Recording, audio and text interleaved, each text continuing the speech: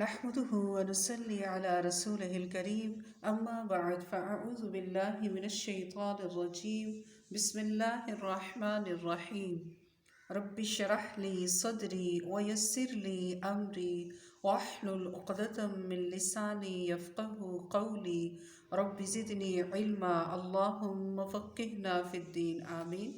السلام علیکم ورحمۃ اللہ وبرکاتہ.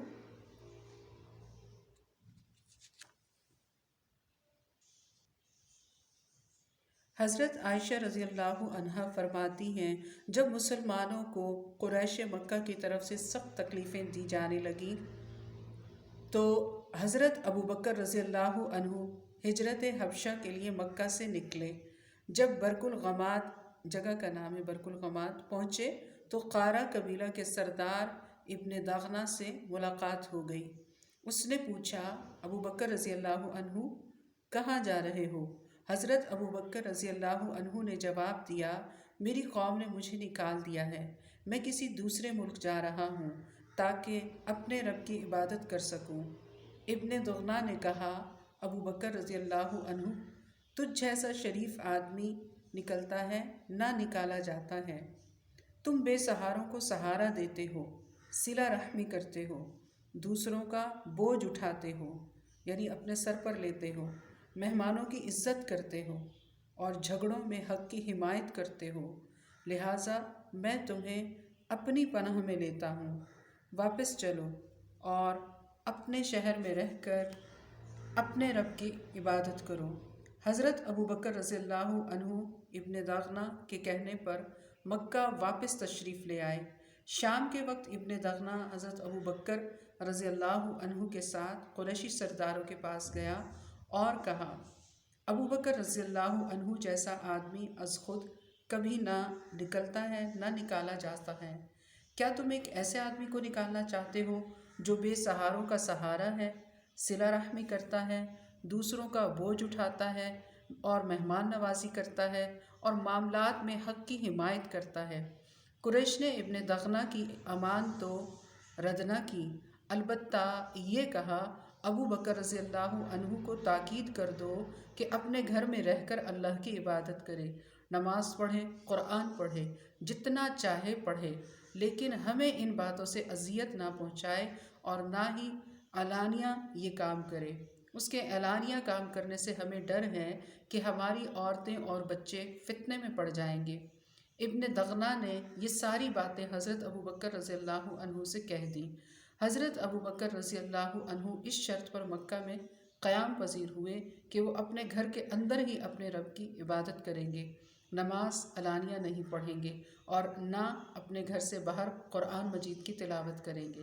پھر اچانک حضرت ابو بکر رضی اللہ عنہ نے اپنے گھر کے صحن میں ایک مسجد بنائی، اس میں نماز پڑھتے اور قرآن مجید کی تلاوت کرتے. مشرکین کے بچے اور عورتیں اکٹھے ہو جاتے، حضرت ابو بکر رضی اللہ عنہ کی تلاوت سن کر حیران ہوتے اور مسلسل ان کی طرف دیکھتے رہتے. حضرت ابو بکر رضی اللہ عنہ اللہ کے ڈر سے بہت زیادہ رونے والے تھے. جب قرآن مجید کی تلاوت کرتے تو آنسوؤں پر اختیار نہ رہتا. یہ صورتحال دیکھ کر قریش نے ابن دغنہ کو بلا بھیجا.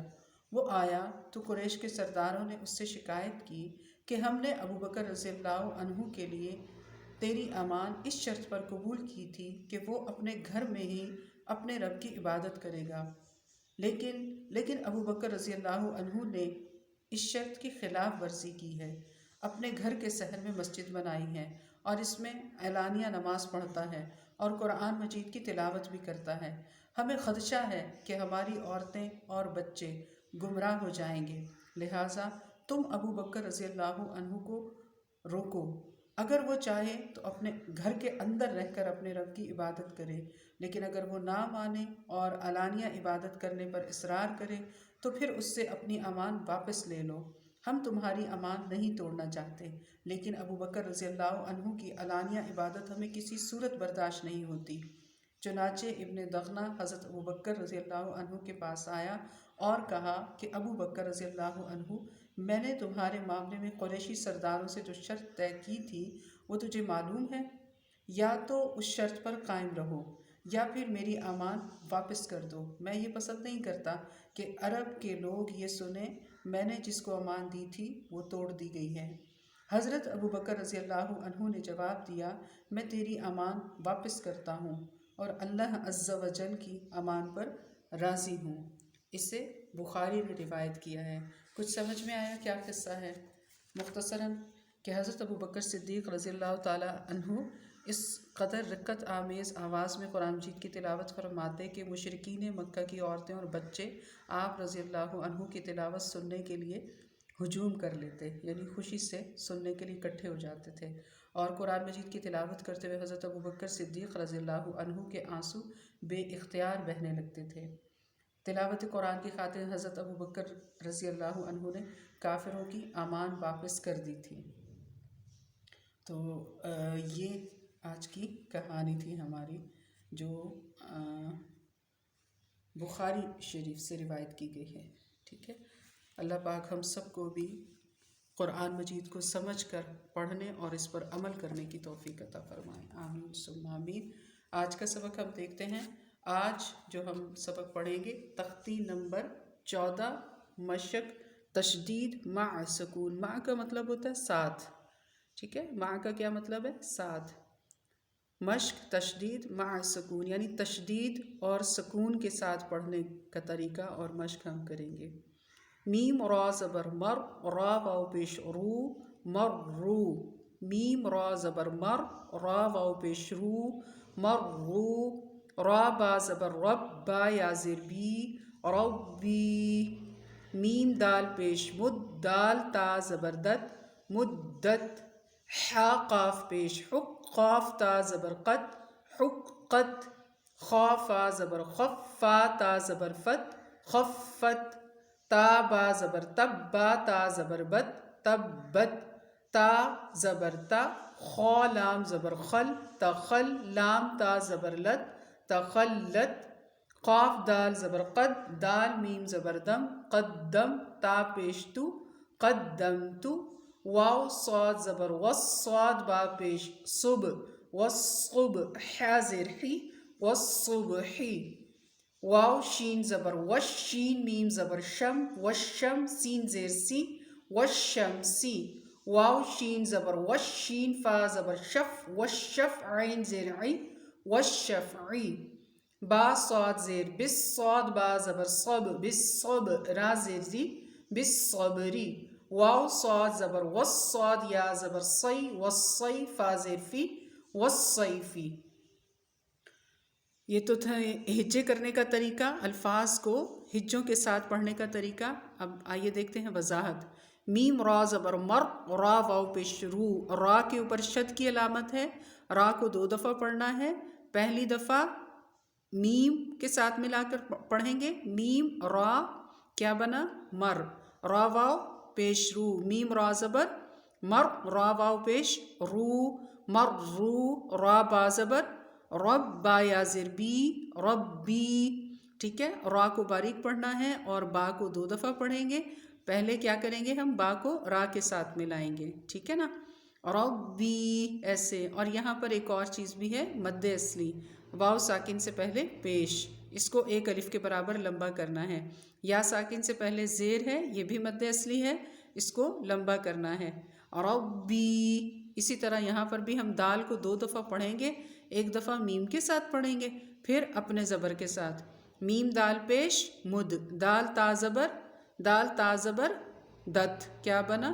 مد دت۔ اسی طرح حق قت، حا قاف حق، اردو میں بھی ایسے ہی ہوتا ہے نا، حا قاف حق، قاف تا قت، ٹھیک ہے۔ خا فا خف، فا تا فت، تا با، یہ میں اردو میں بتا رہی ہوں، تا با تب، با تا بت، ٹھیک ہے۔ یہ دھیان رکھنا ہے کہ شد والا حرف ہمیشہ 2 مرتبہ پڑھا جاتا ہے۔ ہا کی آواز حلق سے نکلے گی، قاف کی بھی آواز موٹی ہوگی، حلق سے نکلے گی۔ خا کی آواز موٹی ہوگی، تا کی آواز باریک، یہاں خا موٹا پڑھا جائے گا، خا ہر جگہ موٹا ہی پڑھا جاتا ہے۔ قاف کی آواز موٹی ہوگی، واو پر منہ کو گول کر لینا ہے۔ صاد کی آواز موٹی اور سیٹی والی ہوگی، حا کی آواز حلق سے نکلے گی، واو پر منہ کو گول کر لینا ہے۔ شین کہتے ہوئے زبان کا اوپر والا حصہ تالو کے ساتھ لگے گا اور سین کی آواز باریک ہوگی، اور شین کی آواز یہاں پر زبان کا اوپر والا حصہ تالو کے ساتھ لگے گا۔ وشف شین فا زبر شف پڑھیں گے، عین زیر عین، وشفعی عین کی آواز حلق سے ادا ہوگی۔ بالصبری صاد کی آواز موٹی اور سیٹی والی ہوگی، اور بالصب صب را زری را کو باریک پڑھنا ہے۔ والصیف میں واو پر منہ کو گول کر لیں گے، صاد کی آواز سیٹی والی اور موٹی ہوگی۔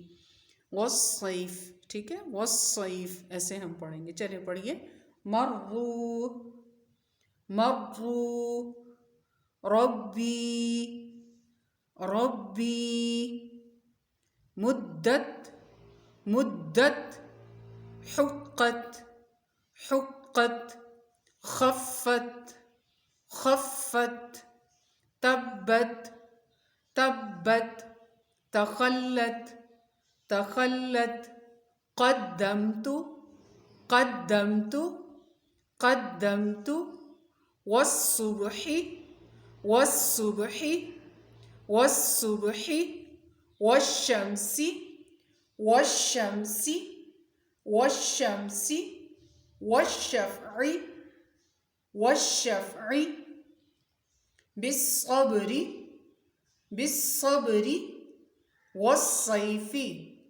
والصيف والصيف۔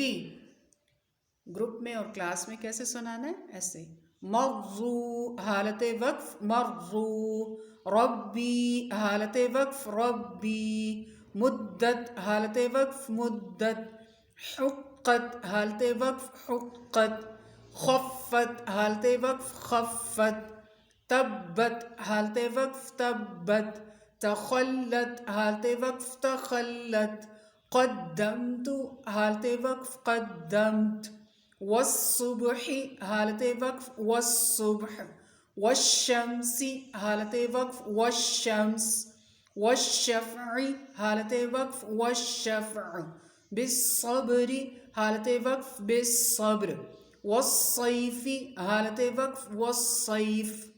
ٹھیک ہے، ایسے آپ نے سنانا ہے۔